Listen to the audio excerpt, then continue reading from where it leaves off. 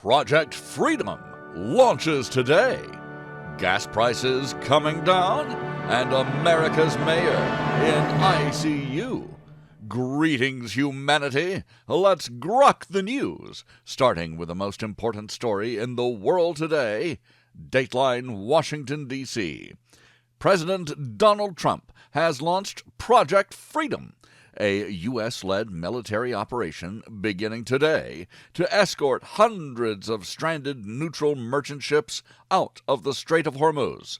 Trump stated the mission responds to urgent requests from affected nations whose vessels have been trapped for weeks, with crews facing dwindling supplies. Any interference will be dealt with forcefully, he warned. U.S. Central Command will deploy guided missile destroyers over 100 aircraft and unmanned systems while upholding the naval blockade on Iranian ports. The operation occurs under a fragile ceasefire that began in early April. The Strait of Hormuz carries about 1/5 of the world's oil and liquefied natural gas. Iran's actions have driven global fuel prices sharply higher, with U.S. gasoline averages exceeding $4 per gallon. Iran's military immediately rejected the plan, calling it a ceasefire violation and threatening attacks on any U.S. forces entering the waterway. A senior commander said no commercial ships should move without Tehran's coordination. This observer is amazed at the patience of diplomats, and of police officers on patrol for that matter. The criminal mind is unreasonable, if anything. Late Sunday, the UK maritime trade operations reported an attack on a tanker in the area, though the crew remained safe. Analysts say the high-stakes mission could either relieve global supply chain pressure or reignite direct conflict. Markets are watching nervously for signs of gasoline price relief or further disruption. The White House describes the effort as focused on freedom of navigation for innocent parties while sustaining maximum pressure on Iran. This bold U.S. assertion of maritime security comes as one of the most serious energy crises in recent memory continues to ripple through economies worldwide. Transportation Secretary Sean Duffy predicted immediate gasoline price relief once the strait reopened safely. This observer hopes he's right. Diplomats continue parallel talks described by Trump as very positive, even as military movements unfold. I'm Robert Gardner, using GROK each weekday to truthfully summarize the news, and I season it up pretty well with my opinions, and you know about it honestly. We review a roundup of the most critical reports in the world right after this. God with Us, the story of Jesus, is a full blending of all of the Gospels into one continuous narrative that misses nothing from the Savior's life. Inspired by the majestic text of the King James Bible, God with Us is adapted to modern language, formatted for easy reading, divided into brief stories fit for daily Bible study. Find God with Us by Robert Gardner, that's me, at Amazon.com or wherever books are sold. Now, we grok the headlines from around the world. Dateline, Palm Beach, Florida. Former New York City Mayor Rudy Giuliani, known as America's mayor, is hospitalized in critical but stable condition. The 81-year-old Trump ally was admitted to a Florida facility, with his spokesman confirming he is fighting with unwavering strength and requesting prayers from supporters. No official cause has been disclosed, but the development follows recent public appearances by the longtime political figure known for his amazing role in the post-9/11 recovery. This observer wishes him the best and prays for that as well. Dateline, Fort Lauderdale, Florida. Spirit Airlines is winding down all operations after 34 years as a budget carrier, citing skyrocketing fuel costs linked to the Iran conflict and the collapse of last-ditch merger rescue talks, meaning government involvement. The shutdown strands passengers nationwide, eliminates thousands of jobs, and prompts competitors to cap rebooking fares. Industry observers note the carrier had faced multiple prior bankruptcy issues before this final closure. Dateline, somewhere in the Atlantic Ocean. 3 passengers have died, and several others are seriously ill in a suspected Hantavirus outbreak aboard the British cruise ship MV Hondius, traveling from Argentina toward Cape Verde.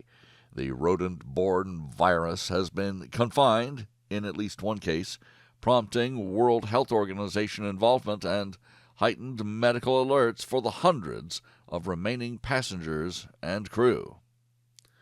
Dateline, Washington, D.C. Democratic National Committee members are actively discussing the removal of Chair Ken Martin over persistent fundraising shortfalls and strategic missteps.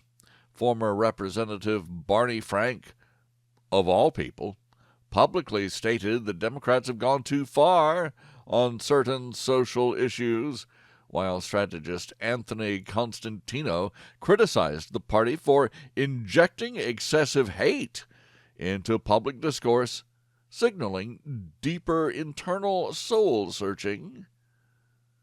Is it, this observer wonders, is it soul-searching or is it focus group testing? Dateline, New Delhi.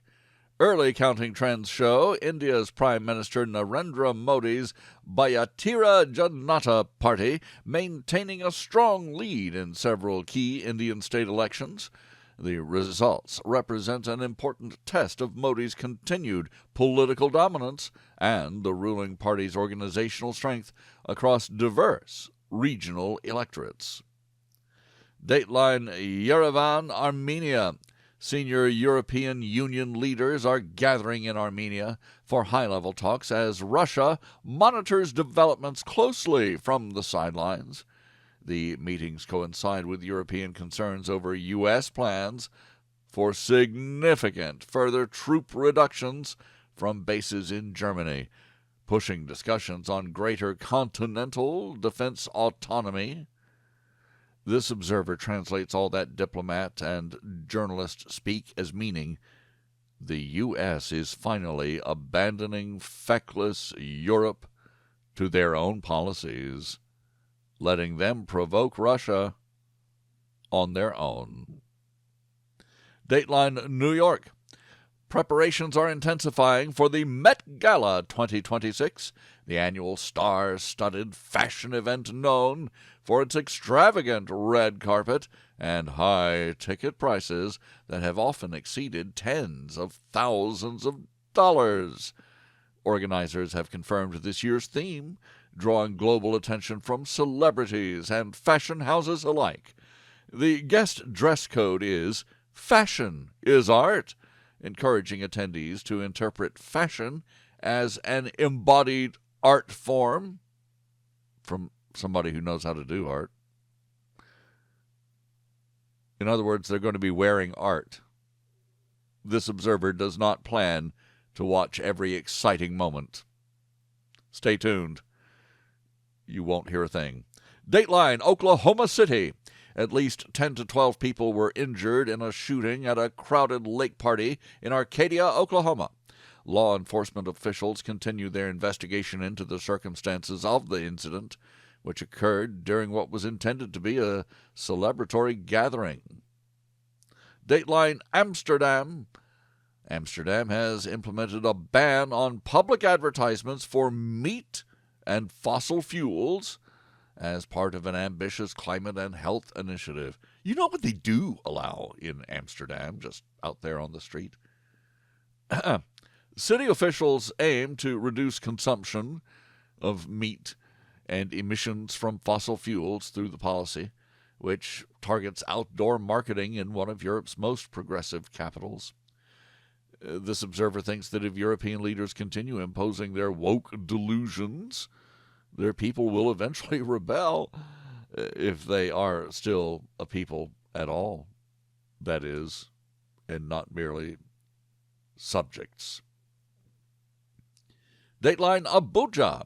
Nigeria is preparing to repatriate willing nationals from South Africa following a series of xenophobic attacks while summoning Pretoria's envoy for urgent talks. The diplomatic escalation highlights ongoing regional tensions over violence targeting migrants. The way most of the media and academia and politicians talk, you'd think Trump was the only migrant problem there was in the world. This story shows otherwise. Dateline New York. GameStop has launched a surprise $55.5 billion takeover offer for eBay in a major retail and tech sector development. Meanwhile, South Korea's Samsung family completed payment of a record $8 billion inheritance tax bill, one of the largest such settlements in corporate history. Dateline Taipei. Taiwan President Lai Ching-te is visiting Eswatini days after publicly blaming China for the cancellation of another planned diplomatic trip. The tour underscores Taiwan's efforts to maintain its remaining formal alliances in Africa amid Beijing's growing influence on the continent. Dateline Jerusalem. Questions continue over the extent of U.S.-Israel coordination during recent Iran operations, with some analysts noting possible sidelining of Israeli interests as Washington pursues its own Hormuz strategy. Ceasefire strains and related regional risks remain in focus. Dateline Jakarta. Indonesia's manufacturing sector contracted in April as costs surged due to the Mideast war and oil price volatility. The slowdown adds pressure on the world's largest Muslim-majority economy, already facing challenges from higher energy expenses. And Dateline Popayan, Colombia. A monster truck crashed into spectators in Popayan, killing at least 2 people, injuring dozens more. Similar crowd events have raised fresh safety concerns about large public events in Colombia. And I thank you for listening. Please join me tomorrow to once again GROK the News. I'm Robert Gardner. Godspeed and God bless.